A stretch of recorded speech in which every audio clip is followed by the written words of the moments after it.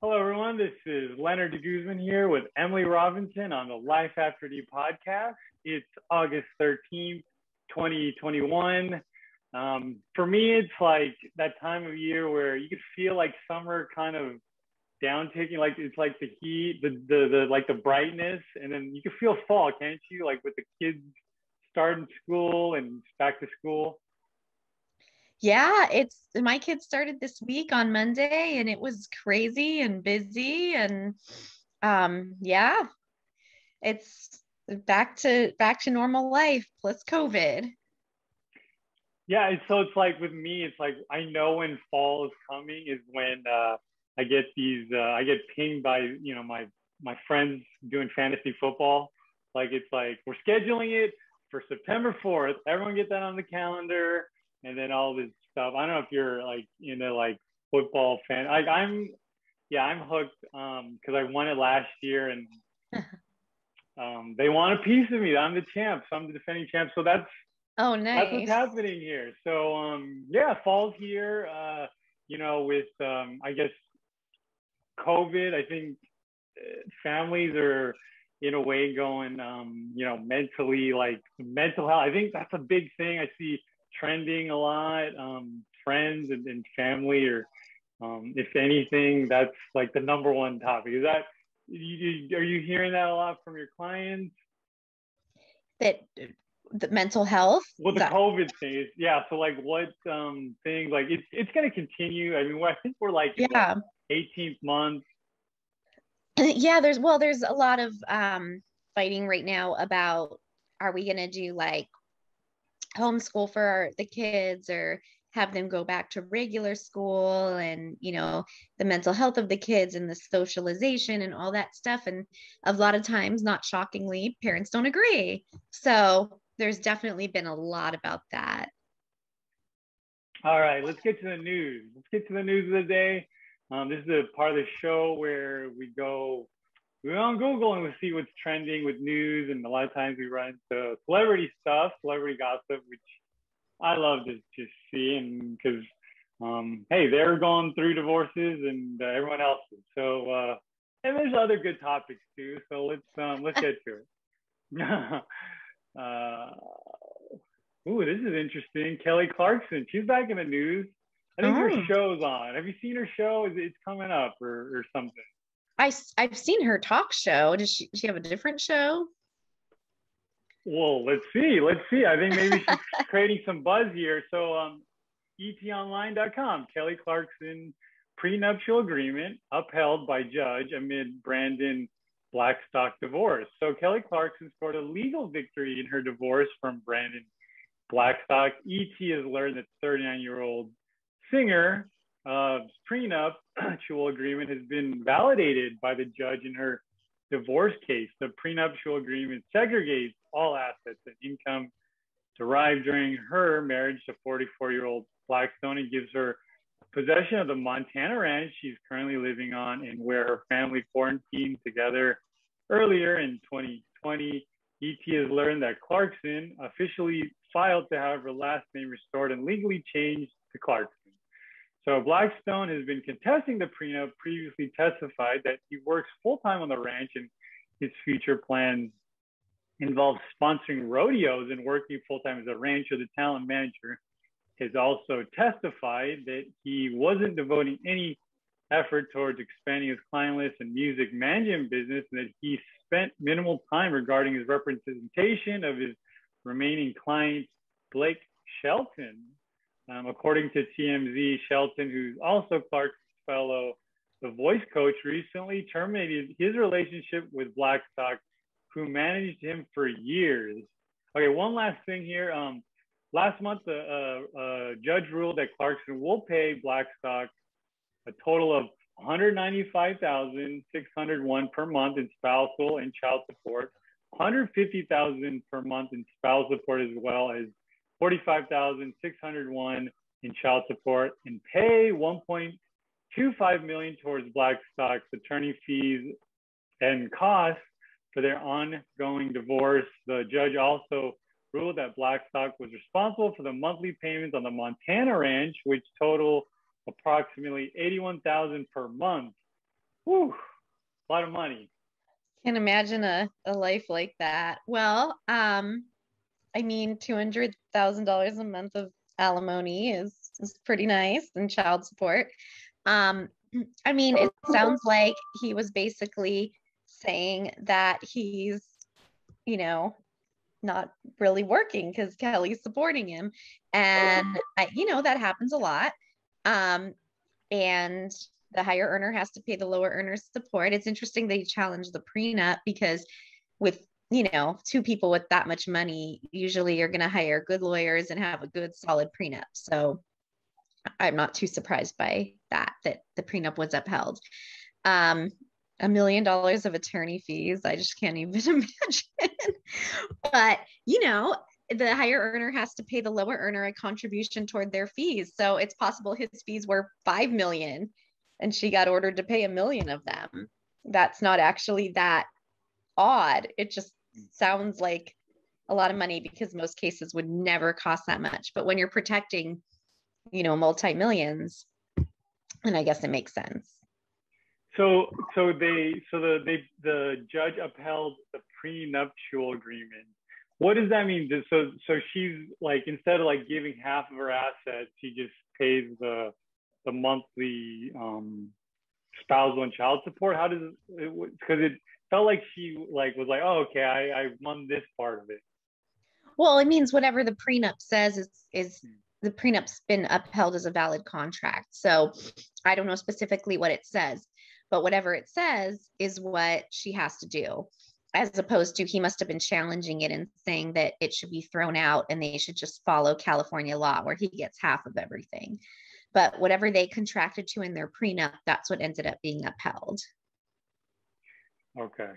I saw this thing, like this old, movies from the 2000s, and the 40-year-old version where she's like, where they're waxing Steve Carell's, I don't know why you would say Kelly Clarkson. It's like probably the first thing in his head. He was probably like watching American Idol or a song came on. Right. I always think like Kelly Clarkson, oh yeah. That part's funny, I know. Well, she was back in the day, and she was like, wasn't she? I think she was the first winner of American Idol ever. And I think that part, I know that part's so funny because you think like teenagers are obsessed with her, but here's this 40-year-old guy like Kelly Clarkson. So yeah, I always think of that. All right. So let's go to the next. This just shows how old we are. Oh, I know, old people, geriatric millennials.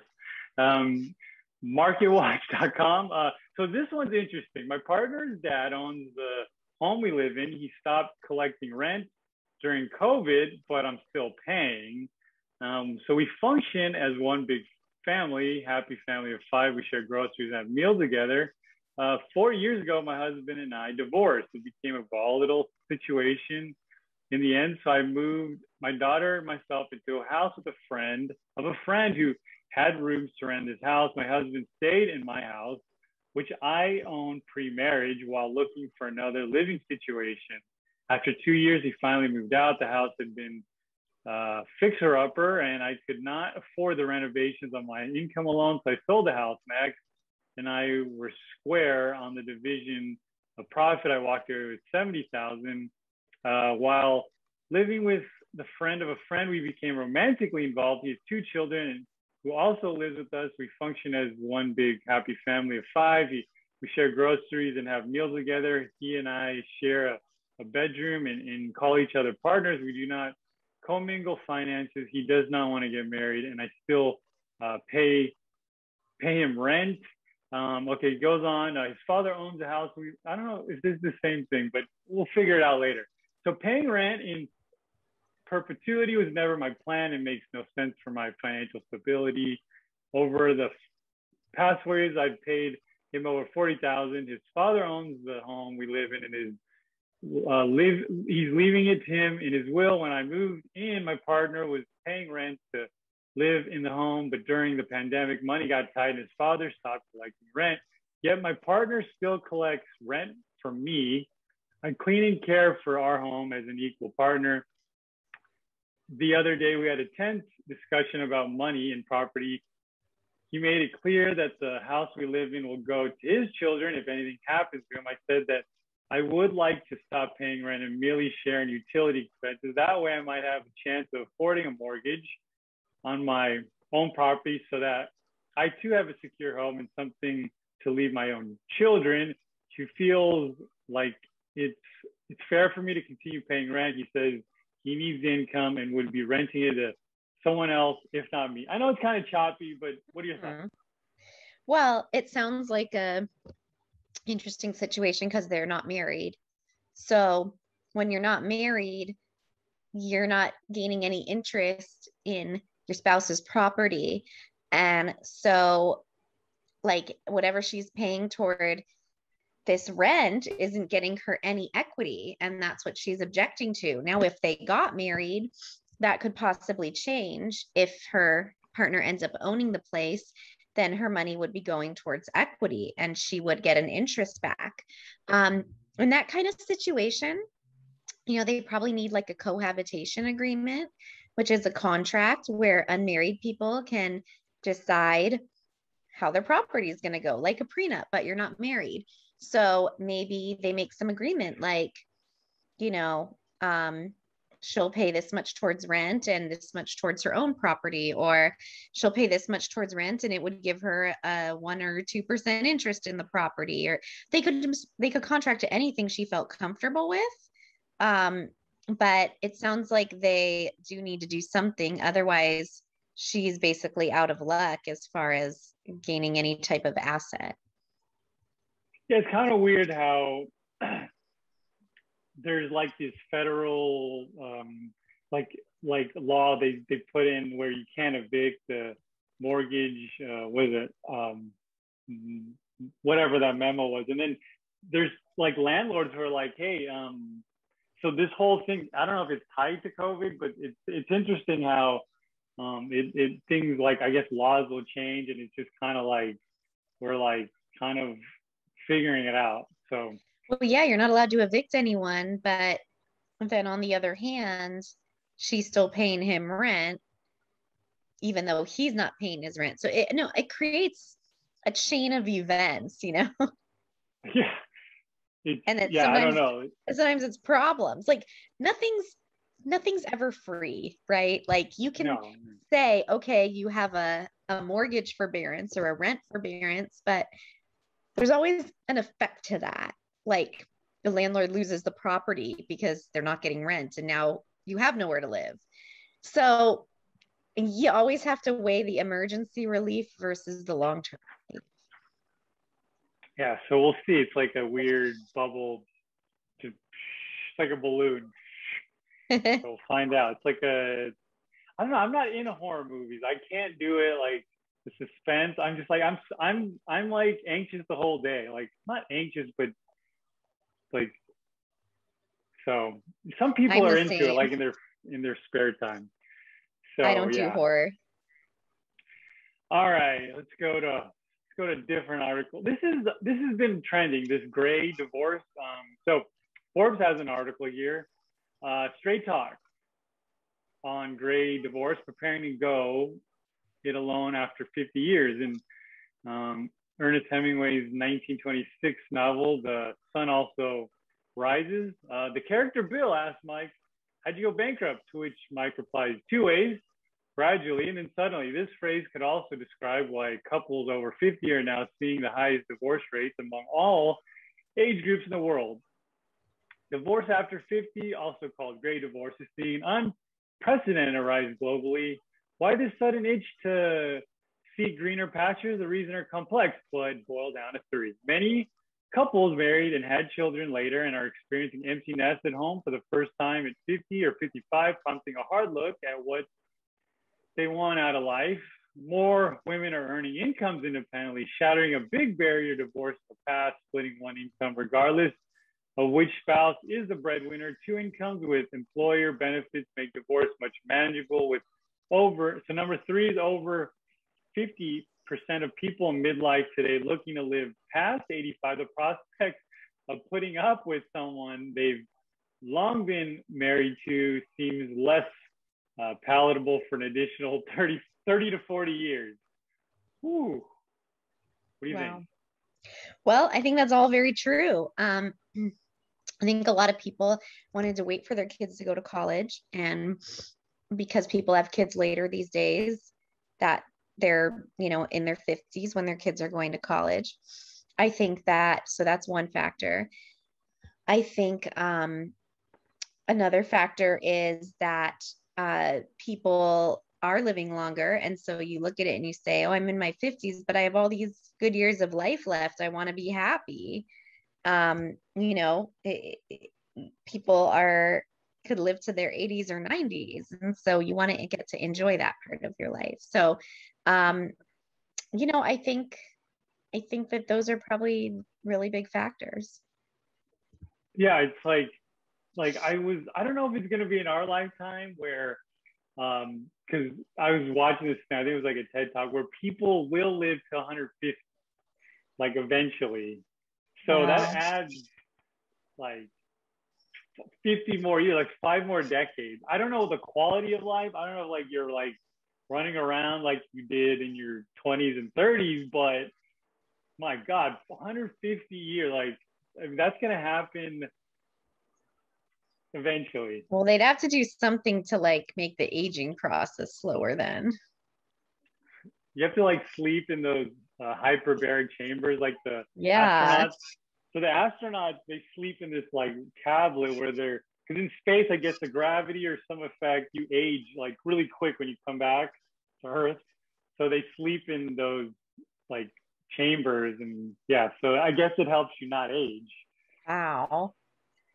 That's crazy. All right, so next one, this is an interesting one, inman.com. I'm only going to get a little bit into this because I have to pay for this and I didn't plan on this. So this is interesting. So real estate agents can tap into the gold mine of divorce listings. Forget about expired and FSBO listings. If agents can successfully land divorce listings, their business will boom. That's interesting. Like, because like in neighborhoods like mine too, I assume besides, let's say COVID didn't exist, divorce is probably one, if not the number one reason like someone would sell a house, right? Yeah, it's a very big reason because usually one person can't afford the house on their own. So it's a giant reason. It's a hard sale because you have to deal with two people that may be very much not in agreement. And a lot of times one of them really doesn't want to sell and the other does. So it's not necessarily an easy, transaction, but it's a very common one. All right, let's get into the part of the show. We've covered a lot already. I feel like we've already gone through the whole divorce for the day, but this is only like halfway almost. Yeah, or a little bit further. But this is part of the show, Dear Emily, where people post things and Emily gives tips and advice with people who've gone through the divorce process or starting it, who have issues with it. So let's get into it. It's interesting because we just talked about this one topic. You got to talk about it some more. So this one's a getting started one. Did you buy out your ex or sell the house? I'm going to buy my wife out and stay in the house. I'm curious if most men buy out their ex, or is it mostly women buying the husband out? Question mark. I mean, I don't think there's a pattern. I haven't seen it more one way or the other. I see it both ways. Whoever really wants to stay in the house is typically the one that buys the other out, but there's also financial considerations because the one staying in the house needs to be able to keep the mortgage going. So, but I don't see a gender difference in those. Okay, that's interesting. It's just random, like how it's streamlined in.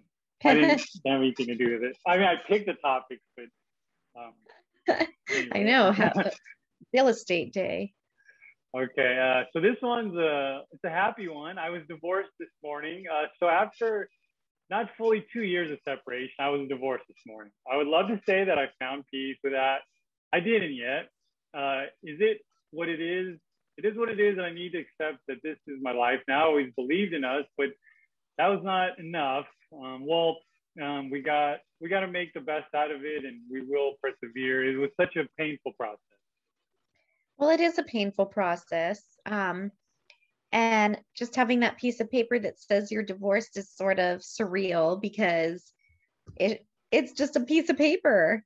But I guess so is a marriage certificate. So it's not really about that paper or what it says. It's about the emotional journey you've gone through the entire thing. You created something, you created a marriage, and now you're ending the marriage. And that's not easy. It's not an easy process. It's bittersweet. So, because presumably you wanted the divorce, but then it's also very hard. But it also is opening the door to a new life and the ability to start over. Next one is it's the infidelity one. Did COVID cause my marriage to end? In the process of divorce, after 7 years, wife is now dating her coworker, 16 years younger than I am, and he was already moved into our old house. Has the pandemic caused more people to seek divorce? I'm curious to know, after going through this the past 18 months of memory, she definitely started changing. Seems like these individuals freaked out and made life-altering changes due to fears, uncertainty. Truly curious to know what the stats are for divorce during this time period. I don't know the exact stats, but I can say divorce is pretty high. I think the pandemic, people realize life is short, and if they're not happy, they should make a change. I think the pandemic made people realize, if they couldn't stand living with someone before, having to be on lockdown with that person is not any better and is a lot of times worse. And I think it made people on edge in general, and probably more moody and scared, and probably more difficult to live with. I can't agree more. I hear a lot of friends. Yeah, that's the consensus. Maybe, second marriages are probably upticking too, right? Yeah, I've definitely, yes, but people aren't really having weddings. They're all just, courthouse marriages. All right, that was the last topic of the day.